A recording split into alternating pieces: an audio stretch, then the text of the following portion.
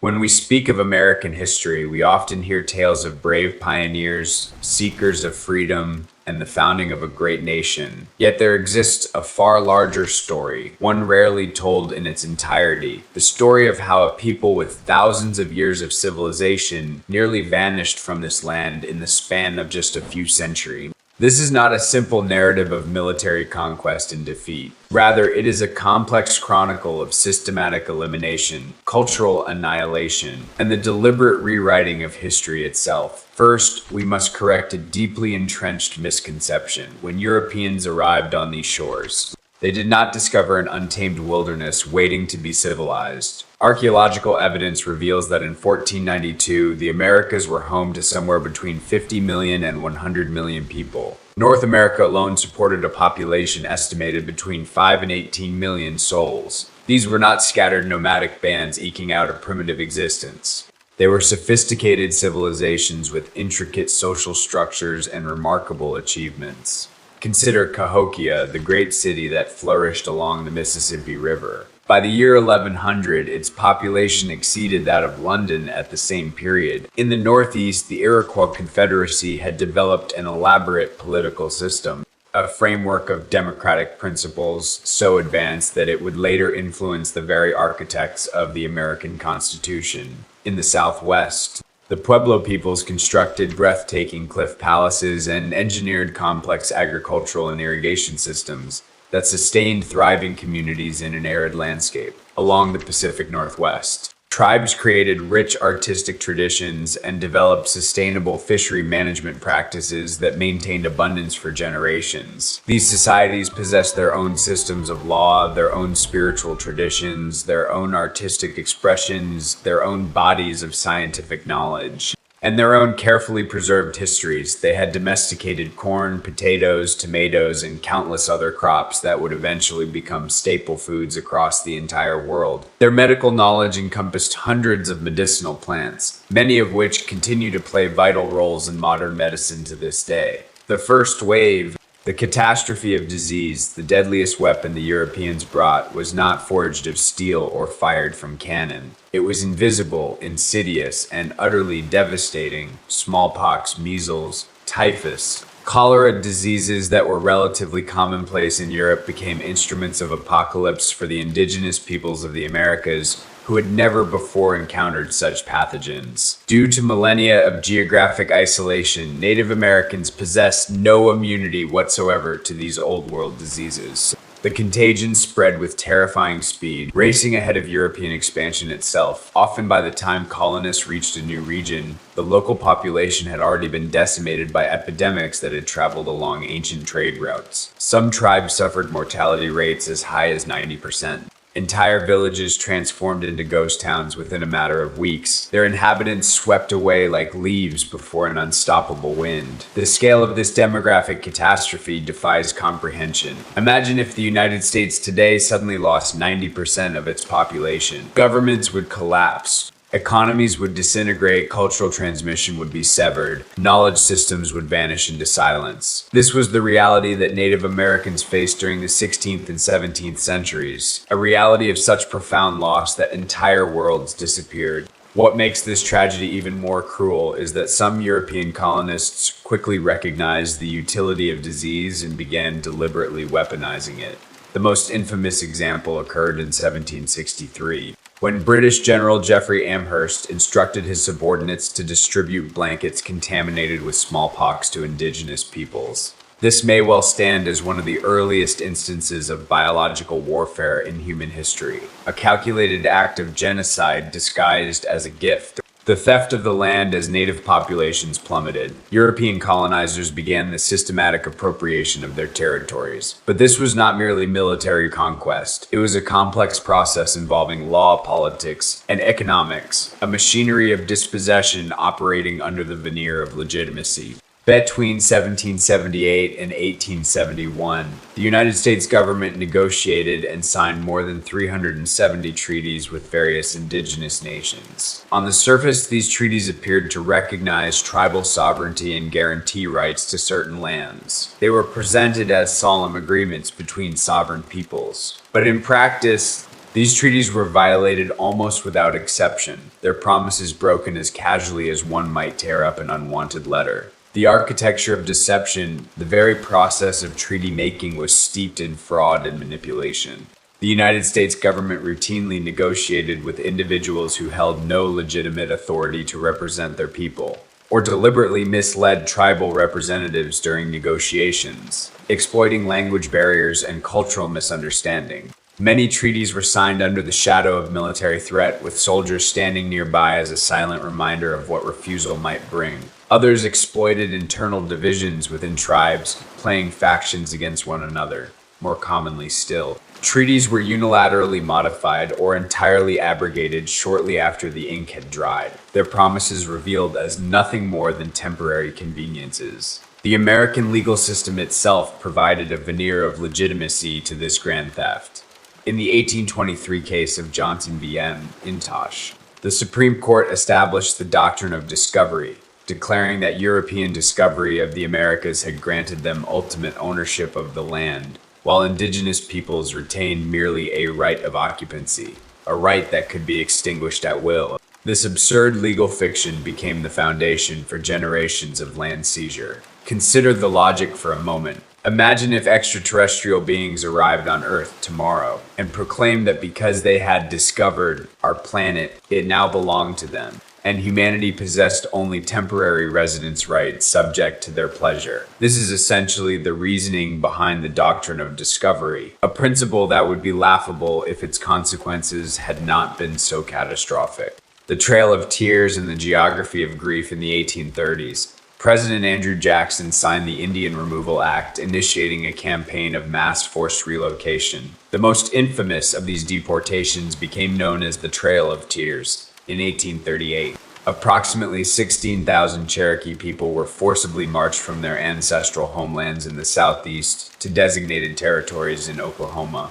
Along that brutal journey, roughly 4,000 souls perished from exposure, disease, and starvation, their bodies marking a path of suffering across the American landscape. But this forced migration represented far more than a mere change of geography. It was the deliberate destruction of entire social structures, the severing of bonds that had connected people to place for millennia. Tribes were torn from lands their ancestors had inhabited for thousands of years, separated from sacred sites imbued with religious and cultural significance, removed from ecosystems they understood intimately traditional ways of life. Whether agricultural, hunting-based, or centered on gathering, became impossible to sustain in unfamiliar environments. Communities that had thrived for generations found themselves struggling to survive in alien territories, their accumulated wisdom suddenly rendered useless. Killing the Indian to save the man, yet perhaps the most insidious assault was the systematic attack on indigenous culture itself. In the late 19th century, the United States government adopted a new strategy. Rather than simply killing indigenous people, they would, in their own words, kill the Indian to save the man. Beginning in 1879, the government established an extensive network of Indian boarding schools. These institutions had an explicit mission: to civilize indigenous children. Richard Henry Pratt, founder of the Carlisle Indian Industrial School, articulated the philosophy with chilling clarity: kill the Indian in him and save the man. Children were forcibly removed from their families and transported to boarding schools far from their tribal communities. There, they were forbidden to speak their native languages. Their traditional hairstyles were shorn away. They were dressed in European-style clothing and subjected to Christian indoctrination. Any behavior deemed to exhibit Indian characteristics was met with severe punishment: beatings, solitary confinement, deprivation of food. The psychological trauma inflicted by this system reverberates through generations.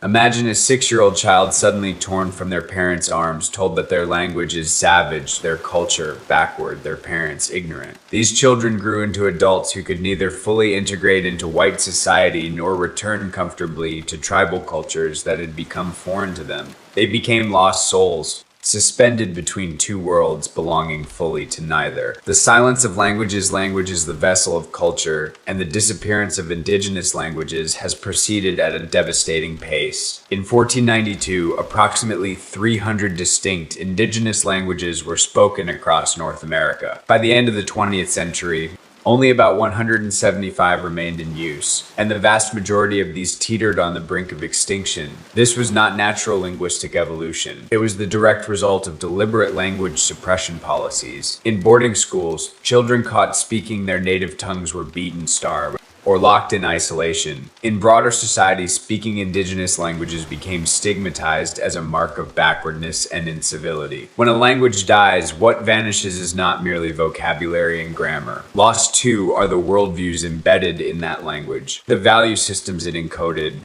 the historical memories it preserved, the cultural wisdom it transmitted. Much of indigenous traditional knowledge, understanding of plants, animals, astronomy, medicine, was passed down through oral tradition. When languages disappear, this accumulated wisdom of centuries vanishes with them, irretrievable, as though entire libraries had been burned to ash. The criminalization of the sacred indigenous religious and spiritual practices faced systematic suppression as well. In 1883, the United States government enacted the Indian Religious Crimes Code, outlawing traditional indigenous ceremonies. The Sunday dance, sweat lodge rituals, shamanic healing practices, all were criminalized, their practitioners subject to imprisonment. This religious persecution went far beyond merely prohibiting certain ceremonies. It was an assault on an entire spiritual worldview. For many indigenous peoples, religion was not simply one aspect of life. It was the totality of existence. It defined the relationship between humans and nature, between individuals and community, between the living and their ancestors. When these spiritual connections were severed,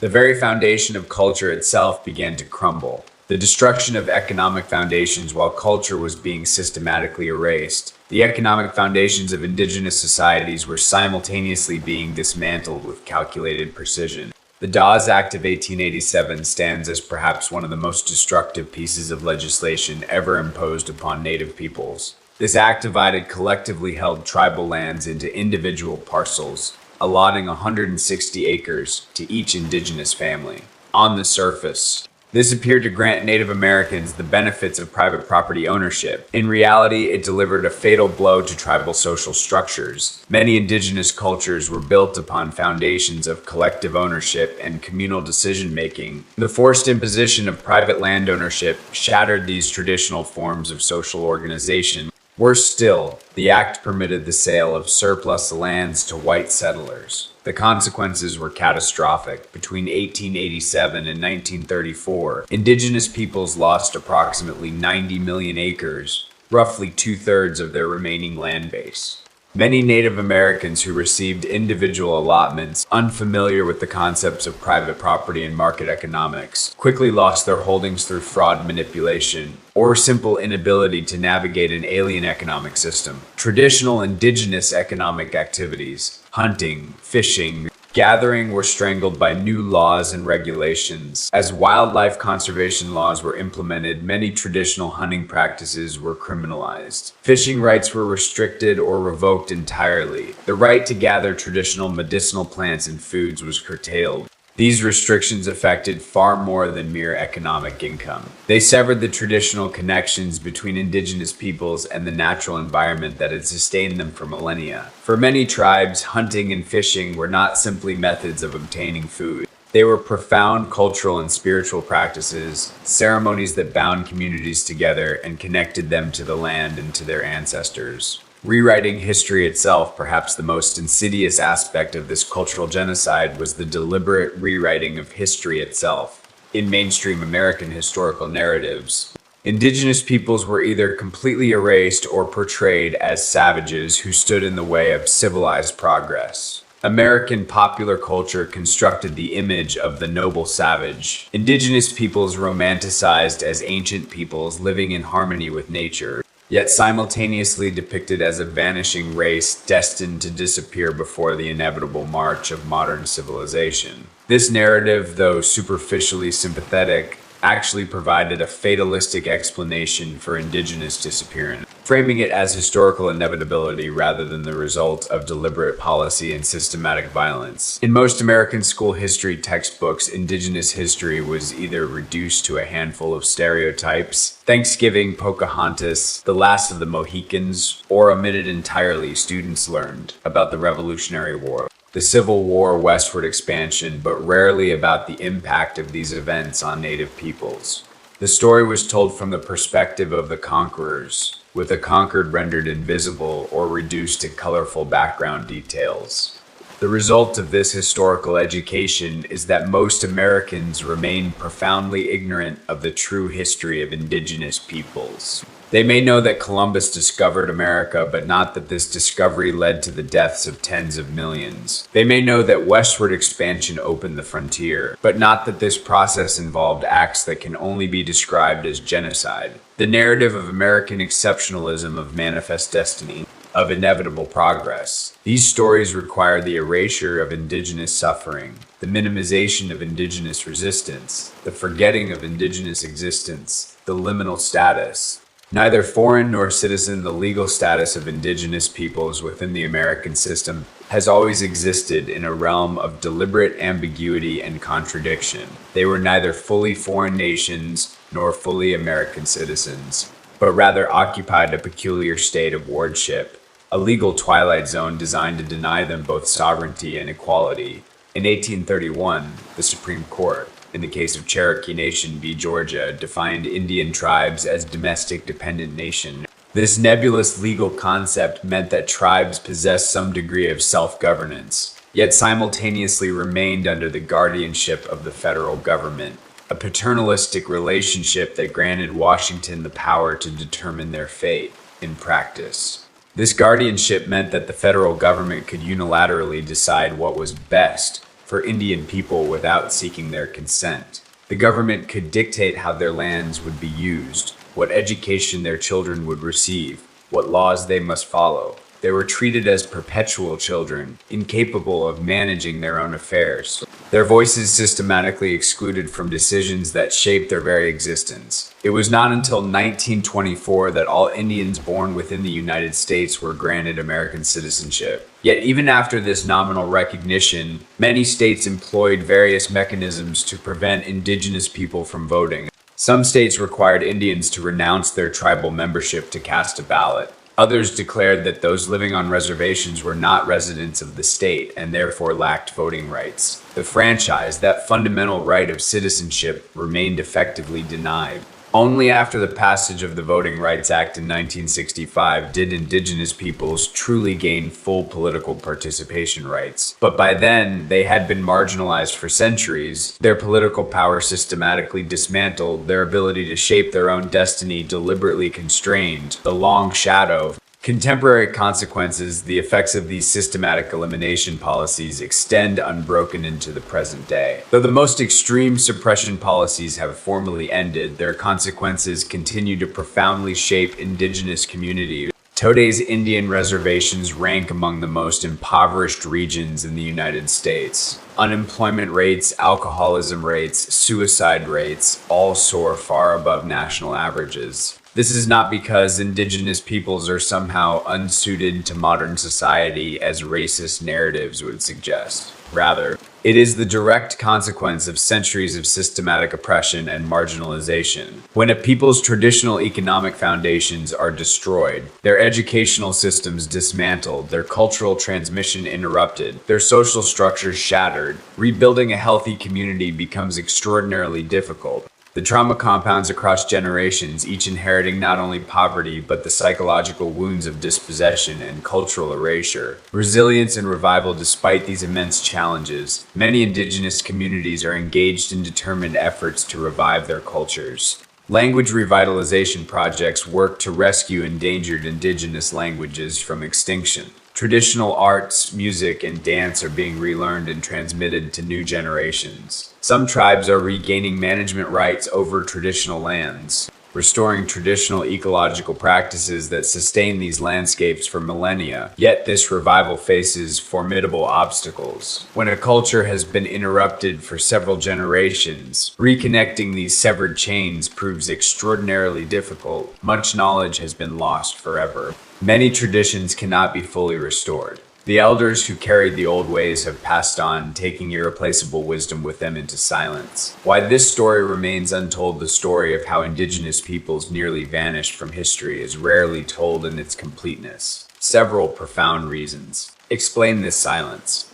First, this narrative fundamentally challenges the core mythology of American founding. America prefers to portray itself as a land of freedom and opportunity, a place offering fresh starts to those fleeing oppression. But Indigenous history reveals that this fresh start was built upon the systematic elimination of another people. The foundation of the nation rests on dispossession and cultural genocide, truths incompatible with national mythology. Second, acknowledging this history raises uncomfortable questions about the legitimacy of current land ownership and political structures. If America's establishment indeed involved massive land theft and cultural extermination, then the moral foundation of the present social order stands on deeply unstable ground.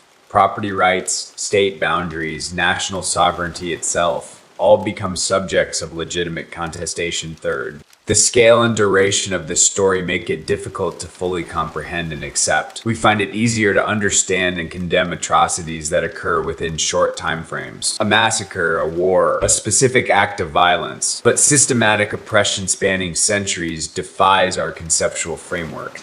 How do we grasp a genocide that unfolds across generations, that operates through law and policy as much as through violence? Finally, the dramatic decline in indigenous populations meant they lacked sufficient political and cultural influence to ensure their stories were heard. History is typically written by victors. And in this case, the victors possess strong incentives to minimize or distort this history. The conquered, reduced in numbers, and marginalized in society, struggled to make their voices heard above the triumphant narrative of westward expansion and manifest destiny today. American society is slowly beginning to confront this history. Some states have started including more complete indigenous histories in school curricula. Museums and memorials are beginning to tell indigenous stories from indigenous perspectives. The federal government has begun acknowledging past policy errors and implementing some remedial measures. But genuine reconciliation requires more than apologies and symbolic gestures. It demands full acknowledgement of historical truth, deep understanding of continuing impacts, and substantive correction of structural injustices. It requires returning land, honoring treaties, supporting cultural revival, addressing economic disparities, and fundamentally reimagining the relationship between indigenous nations and the American state. What we lose when cultures die the story of indigenous peoples reminds us that the progress of one civilization should never come at the cost of another's extinction. Diversity, whether biological or cultural, forms the foundation of healthy human development. When we lose a culture, we lose not merely a way of life, but precious repositories of human wisdom and experience accumulated over millennia. Different cultures represent different solutions to the fundamental challenges of human existence. They embody distinct ways of organizing society, relating to nature, understanding the cosmos, finding meaning. When a language dies, unique ways of perceiving reality vanish with it. When traditional ecological knowledge is lost, humanity forfeits understanding of sustainable relationships with the natural world. Each cultural extinction diminishes the collective inheritance of our species. This story also reminds us that systematic injustice can proceed through seemingly legitimate and civilized means. Law, education, religion, economic systems, all can be weaponized as tools of oppression and elimination. Understanding this remains crucial for preventing similar tragedies from recurring. Genocide need not involve gas chambers or machetes. It can be accomplished through boarding schools and allotment acts, through the criminalization of language and the suppression of ceremony, through the patient, methodical dismantling of everything that makes a people who they are. Ultimately, the history of indigenous peoples in the Americas is not merely American history. It is human history. It tells us profound truths about power and justice, about survival and resistance, about what human beings are capable of inflicting upon one another and what they are capable of enduring. Only by facing this history in its completeness can we truly understand how we arrived at the present and how we might move toward a more just future. The story of indigenous peoples is not a tale of inevitable vanishing, but of deliberate elimination and of remarkable persistence against overwhelming odds. It is a story that continues to unfold, its final chapters yet unwritten, its ultimate meaning still being determined by choices made today.